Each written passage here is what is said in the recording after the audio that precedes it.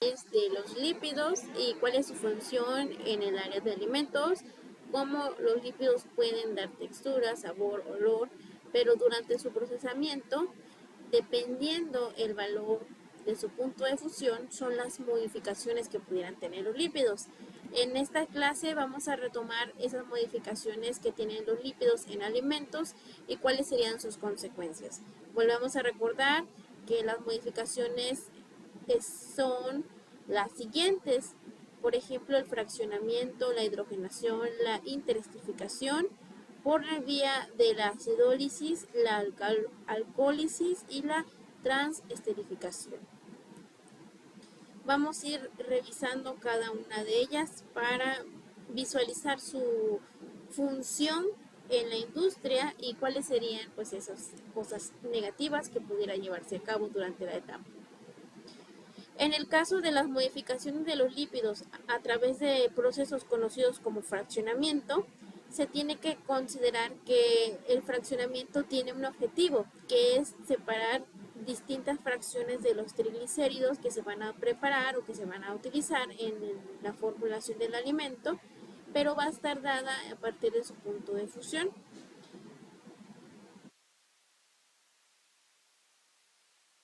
¿Cómo se realiza esta etapa? Primero tenemos los lípidos que se han sometido a un enfriamiento controlado.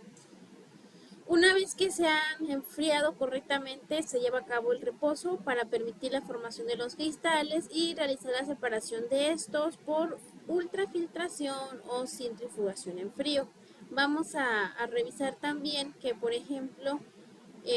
está el otro procedimiento que se conoce como la hidrogenación.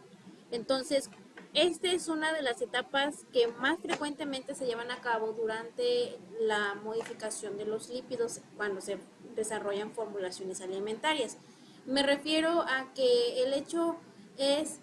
que se tratan los aceites comestibles bajo este método con la finalidad de aumentar el punto de fusión. Hablábamos las clases anteriores que el punto de fusión le permite cierta resistencia a soportar elevadas temperaturas y no modificarse. Sin embargo, en este caso estamos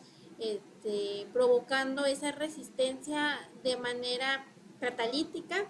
para poder obtener un aceite un poco más estable y que pues evite la oxidación. Aunque esto en realidad que se logre, pues no podemos garantizar que el producto pues sea 100% pues seguro en cuanto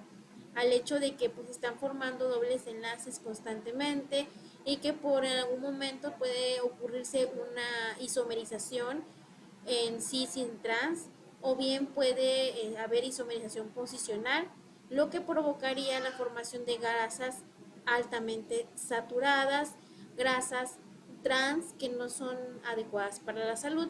pero es una forma en la que se puede alargar la vida de utilidad de los aceites comestibles, por ejemplo. Ahora, ¿de qué depende la formación de los isómeros trans? Bueno, el hecho de que utilicemos una grasa o un aceite que tenga bajo contenido de hidrógeno o poca agitación, alta temperatura o alta concentración de catalizador, pues va a determinar también que se forme o no las grasas trans. El hecho de utilizar el catalizador pues permitiría que la hidrogenación se lleve a cabo mucho más rápido y estar sometiendo en menor cantidad la grasa o el aceite para la formación y la inducción de dobles enlaces.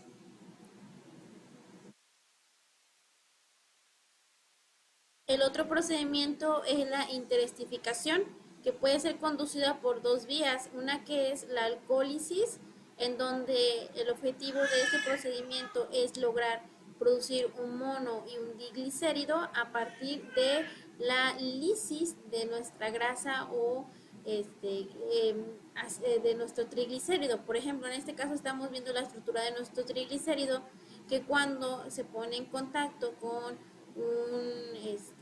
una molécula de glicerol o dos moléculas de glicerol, se lleva a cabo una interestificación entre moléculas por medio de sus enlaces ésteres, lo cual permite a la formación de monos. Por ejemplo, aquí tenemos un solo ácido graso, glicéridos o diglicéridos que pueden ser utilizados para otro tipo de formulaciones. Entonces la interestificación puede ser conducida por alcohólisis, Es decir, ponemos un alcohol como el glicerol en contacto con un ácido graso para formar monodiglicéridos, o bien también puede estar dado por acidólisis. Por ejemplo, en este caso, el objetivo de la acidólisis es cambiar el punto de fusión de la grasa y modificar la funcionalidad. En el caso anterior, pues será obtener hidrolizados o lisados de nuestra grasa. Para otras aplicaciones, en este caso vamos a modificar el punto de fusión y darle una funcionalidad. Entonces, cuando nosotros tenemos un triglicérido o un ácido, un triglicérido y lo ponemos en contacto con un ácido graso determinado que esté libre, se forma un nuevo triglicérido que puede ser diferente al inicial, o bien si tenemos moléculas de ácidos grasos iguales, pues podría ser igual, pero la mayoría de las veces son triglicéridos diferentes que han añadido cadenas diferentes a la estructura del triglicérido, formando uno nuevo. En el caso de la interesterificación por la vía de la transesterificación, la misma función de lograr la estabilidad del punto de fusión o aumentar el valor de pues se logra con la transesterificación. Sin embargo, nosotros no solamente podemos modificar el punto de fusión, sino también la funcionalidad a partir de la formación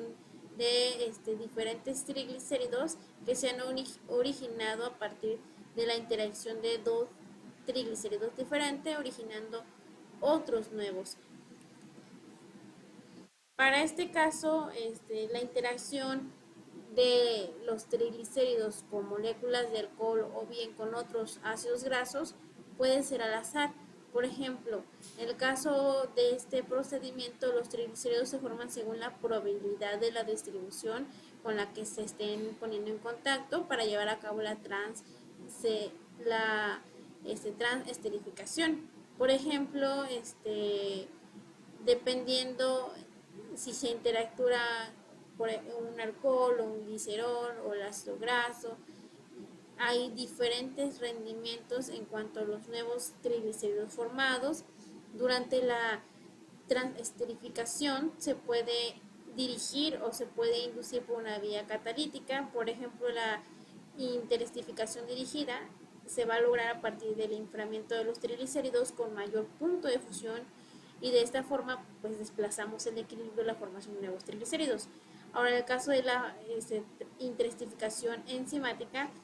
tenemos que añadir enzimas como las lipasas que logran la ruptura del lípido en condiciones anhidras, y de esa manera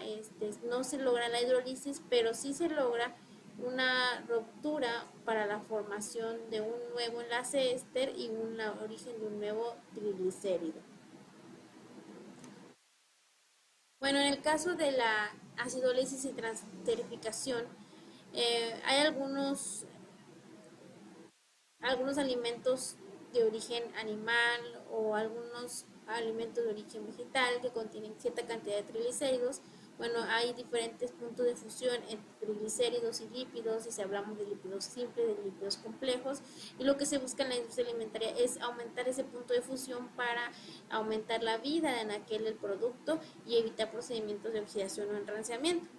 Otra de las situaciones que tienen los triglicéridos o bien algunos tipos de grasas utilizadas en el área de alimentos es el fenómeno conocido como polimorfismo. En este caso, las moléculas polimórficas son aquellas que han encontrado una posición muy igualitaria en su estructura, que se han empacado de manera distinta y que su punto de fusión también llegan a ser distintas, de tal manera que forman un tipo de estructura acomplejada, polimórfica, dependiendo si es una grasa líquida o es una grasa un poco más rígida, y pues que tienen ciertas funciones en el alimento para darle textura, sabor, olor o resistencia al producto final. Por ejemplo, en el caso de la manteca de cacao, que es muy utilizada en el área de alimentos, tenemos una mezcla de triglicéridos que van desde el ácido estérico con un 35%, el ácido oleico con un 35%, el ácido palmítico con un 25% y otro 5% de otros tipos de ácidos grasos. En el caso de la interestificación, se logra a partir de la formación de cristales de lípido que logra adquirir 6 formas y inducir polimorfismo de acuerdo a pues las interacciones que tengamos de las moléculas que nosotros tenemos con los lípidos. Esto se da mucho en caso de la elaboración de chocolate, el cual también sufre durante la cristalización un proceso conocido como templado, que no es más que poder lograr la formación de cristales de lípido más precisos y con un punto de fusión más resistente que logre obtenerse estructuras sólidas durante el enfriamiento del producto. En este caso tenemos varias temperaturas a las cuales se puede someter el cacao y el proceso conocido como templado pues puede lograr inducir una resistencia al calor más elevado y sin afectar la estructura de los cristales, o bien cuando se sobrepasa el punto de fusión de los cristales pues ya no podríamos cuidar esa situación, pero mientras tanto el templado permite lograr esa forma de la estructura del alimento. Ahora, por ejemplo, en el caso de la cofetería o la repostería, ese tipo de procedimientos como la cristalización, la intensificación y el templado dan un concepto más detallado de lo que se podría considerar como chocolate o como algún tipo de grasa proveniente del cacao que se utiliza en los alimentos. En el caso del chocolate podemos definir que bajo estos conceptos de modificación que ya mencionamos, podemos definir el chocolate como un producto elaborado a partir de cacao, que se le ha incluido manteca de cacao, pero que no contiene ninguna otra manteca de cacao externa al animal donde se externa a lo que era la grasa, ya sea de una planta o de un animal, dependiendo de qué tipo de manteca se utilizó, en este caso el chocolate proveniente del cacao. Entonces podemos ver que la mezcla de cacao y manteca de cacao permite la elaboración de este producto. En caso de chocolate con leche,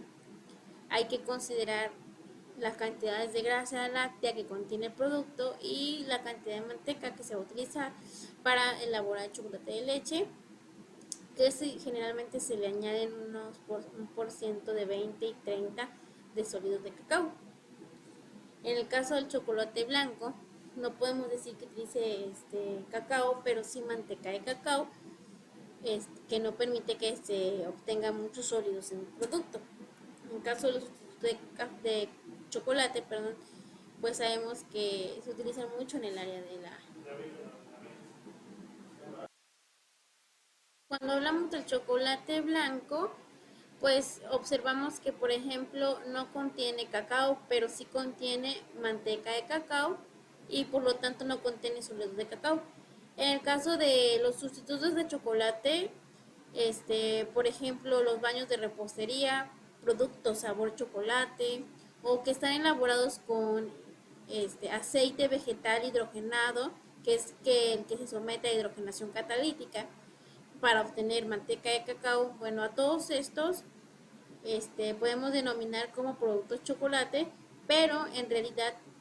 llegan a incluir hasta el 5% de estas grasas vegetales hidrogenadas en el producto final, lo cual no llega a ser muy saludable y en países de Europa pues llega a ser